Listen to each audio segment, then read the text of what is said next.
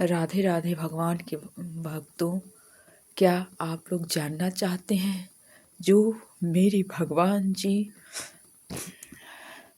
सभी भक्तों को अपना आशीर्वाद देने के लिए द्वार पर आते हैं और लोगों को दिखाई नहीं देता?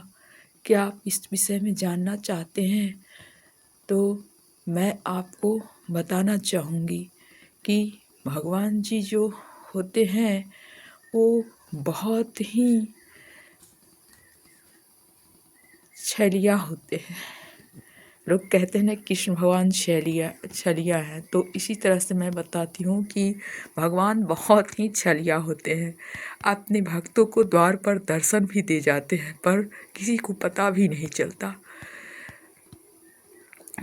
देखिए, होता यूँ है कि जब भगवान जी किसी को अपने आने का संकेत देते हैं, उस समय सुबह का समय होता है और भक्त जब सोया रहता है तभी तीन बजता हो या 3 बजे के बीच से 5 बजे तक का जो समय होता है वो ब्रह्म मुहूर्त होता है। उसी समय आपको ऐसा लगेगा कि हम उठकर कुछ भगवान का चिंतन करें, भजन करें और मन खुश रहता है। तो आपको उसी समय समझ जाना चाहिए कि भगवान जी ने मुझे याद किया है, भगवान जी मेरे पास आए हैं और भगवान जी हमको दर्शन देकर हमें जगाने की तैयारी कर रहे हैं, हमें अच्छे मार्ग पर ले जा रहे हैं।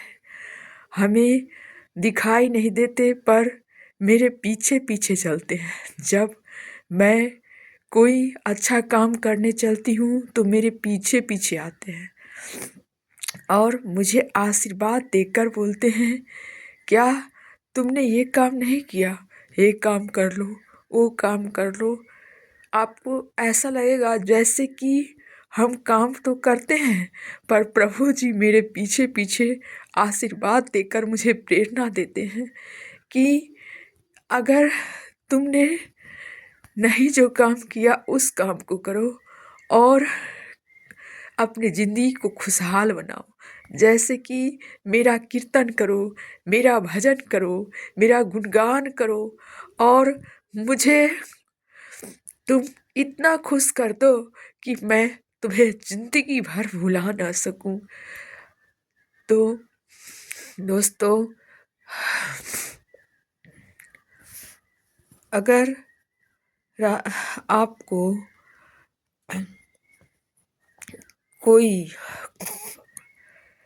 ज़िंदगी में अगर आप किसी के द्वार पर गए और आपको फटकार करके भगा दिया तो समझो वो भी तुम्हारी ज़िंदगी की अच्छी शुरुआत होगी। ताकि ज़िंदगी का मज़ा तभी आता है जब कोई हमें कमज़ोर समझता है, जो वो बहुत कमज़ोर है, ताना देता है। ज़िंदगी का मज़ा तभी होता है जब हमें कोई अपमान करता है, तिरस्कार करता है और छोटा समझता है। तो समझ लो कि तुम्हारी ज़िंदगी की नई शुरुआत आ गई और भगवान जी प्रसन्न हैं, इसलिए तुम्हारी परीक्षा ले रहे हैं, तुम्हें सत्य मार्ग पर चलने के लिए सिखा रहे हैं कि अगर तुम्हें कोई कमज़ोर समझता है तो तुम कमज़ोर ही अपनी कमज़ोरी ही दिखाओ। उसे ये पता ना चले कि ये बहुत मज़बूत है, उसे पता चले कि ये बहुत कमज़ोर है। क्योंकि मेरे भगवान जी इतने अच्छे हैं, इतने अच्छे हैं, जो कोई भी काम आज तक उन्होंने खराब किया ही नहीं। हमें ऐसा लगता है कि भगवान जी ने ये खराब कर दिया, वो खराब कर दिया, लेकिन मेरे भगवान जी इतने प्यारे हैं, इतने प्यारे हैं, जो आज तक उन्होंने कोई बुरा नहीं काम किया और अच्छा ही करते गए, करते गए और हम लोगों को पता भी नहीं चला। जब सुबह सुबह का समय आता है तो सूर्य भगवान जी जब 6 बजे अपना लाली रूप में दर्शन देते हैं उस समय इतना आनंद आता है कि लगता है कि उनका दर्शन करते जाएं और उनका नाम लें, उनका गुणगान करें कि वो किस तरह से हमारे जीवन में आकर हमें खुशहाल प्राप्त किए, कैसे सूझ देकर शरीर को मजबूत बनाएं और अब यही एक भक्तों के लिए बहुत बड़ा उपकार किए। और ये जो है जल, जैसे धारा बहती है नदी की, वो आप देखते हैं उस जल को इतना चमत्कारी रूप रहता है कि सब अपने शरीर में जल को पीते हैं, अपने शरीर का जो मजबूती बनाते हैं और जल निर्मल से अपने शरीर को, तन को जो अच्छे बना करके मजबूत करते हैं। फिर भगवान जी देखिए कि जब अन्न है, जैसे अन्नपूर्णा माई है, वो अब शरीर में जा करके सभी को ऊर्जा प्राप्त करती है, तो ऊर्जा प्राप्त करती है।